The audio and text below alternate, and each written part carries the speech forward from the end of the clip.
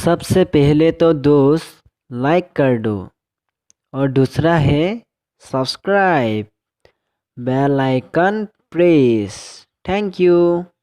एक बार भगवान गौतम बुद्ध को अपने शिष्यों ने पूछा, भगवान कि कर्म क्या होता है। भगवान गौतम बुद्ध ने अपने शिष्यों से कहा कि कर्म को समझने के लिए मैं तुम्हें एक कहानी बताता हूँ, उससे तुम समझ जाओगी कि कर्म क्या होता है। और दोस्तों, आज मैं आप लोगों को वही कहानी सुनाने जा रहा हूँ जो भगवान गौतम बुद्ध ने अपने शिष्यों से कहा। और अगर इस वीडियो को अच्छा लगा तो लाइक, कमेंट, शेयर और सब्सक्राइब करना मत भूलिएगा दोस्त, क्योंकि बहुत मेहनत करके आपके लिए ही खास करके वीडियो बनाता हूँ। कौशल राज्य का एक राजा था और वो एक दिन अपने घोड़े पर बैठकर शहर भ्रमण कर रहा था। शहर के चारों दिशाओं में घूमने के बाद एक दुकान पर आकर रोका। रोकने के बाद राजा ने अपने मंत्री से कहा कि मालूम नहीं क्यों मंत्री जी, मुझे इस दुकानदार को कल की कल फांसी की सजाएं सुनाने के लिए बहुत इच्छा हो रहा है, यानी इसे मृत्युदंड देने के लिए मुझे बहुत इच्छा हो रहा है। मंत्री इस बात को राजा से पूछने से पहले ही राजा वहां से निकल गया। मंत्री ने इस बात का रहस्य जानने के लिए अगले सुबह बेश बदल के आम जनता के रूप लेकर उस दुकानदार के पास पहुंचा। वैसे वो दुकानदार चंदन की लकड़ियां बेचने का काम करता था। मंत्री ने दुकानदार से पूछा कि भाई आपका काम कैसे चल रहा है। तब दुकानदार ने बताया कि उनका बहुत बुरा हाल है। लोग उसके पास आते तो थे, चंदन की लकड़ियों को चूमकर उसका प्रशंसा भी बहुत करते थे, लेकिन खरीदते कोई नहीं।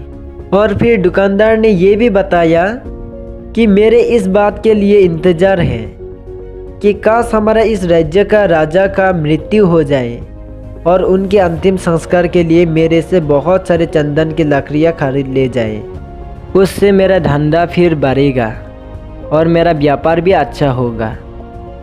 मंत्री को ये बात पूरी पता चल गया कि यही वो नकारात्मक विचार है जिसने महाराजा को भी नकारात्मक बना दिया था।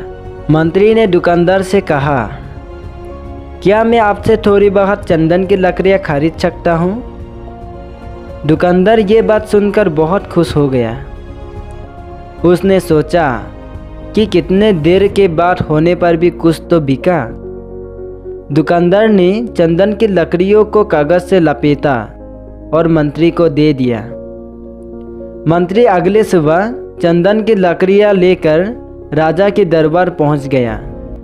उसने राजा से ये कहा कि महाराज, वो दुकानदार आपके लिए तोहफे के रूप में चंदन की कुछ लकड़ियां भेजे हैं। ये बात सुनने के बाद वो राजा बहुत ही खुश और प्रसन्न दिखाई दिया उसे, और मन ही मन सोचने लगा कि मैं बेकार में ही इस इंसान के बारे में गलत सोच रहा था।